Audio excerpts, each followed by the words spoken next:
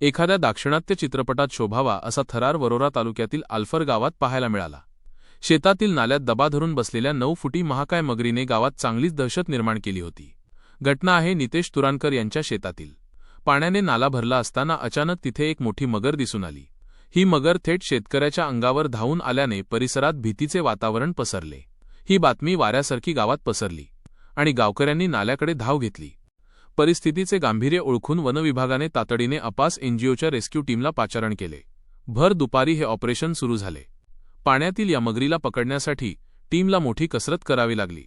एखाद्या सिनेमातील हिरोप्रमाणे अपास एनजीओच्या सदस्यांनी जीवाची बाजी लावून या मगरीला सापळ्यात अडकवले। हे दृश्य पाहण्यासाठी शेकडो गावकऱ्यांनी मोबाईलचे कॅमेरे सरसावले होते। तब्बल 9 फूट लांबीच्या या मगरीला सुरक्षितरित्या ताब्यात घेऊन वनविभागाच्या नियमांनुसार चारगाव धरणात सोडून देण्यात आले आहे। फॉरेस्ट ऑफिसला आल्फर या गावून फोन आला होता। त्याच्यानंतर फॉरेस्ट ऑफिसमधून आम्हाला अपास एनजीओला कॉल आला।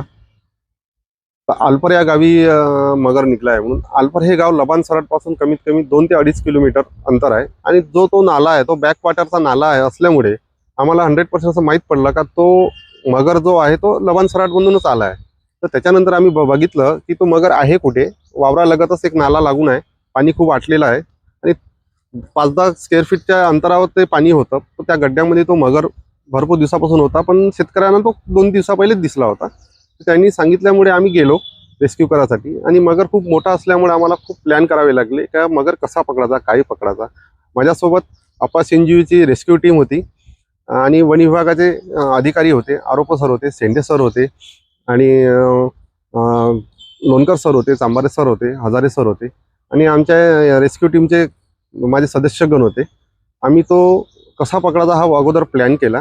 त्याच्यानुसार आम्ही त्या त्या चेहऱ्यावर म्हणजे तोंडावर सुतळी आपल्या दोरखंडाचे फासे टाकून त्याला बाहेर खिचलं आणि त्याच्यानंतर आम्ही त्याच्यावर पोतं टाकलं। पोत्या टाकल्यानंतर त्याला शांत केलं। त्याच्यानंतर आम्ही त्याच्या तोंडाला टेप पट्टी बांधून आणि पायाला दोरखंड बांधून त्याला आम्ही एकंदरीत व्यवस्थितपणे रेस्क्यू केला। त्याच्यानंतर आरोप सरला सुपूर्द केला।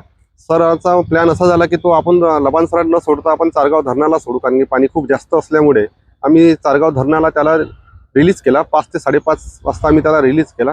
त्याच्यानंतर आमची एनजीओची टीम आणि सर आम्ही तसे परत ऑफिसला निघालो।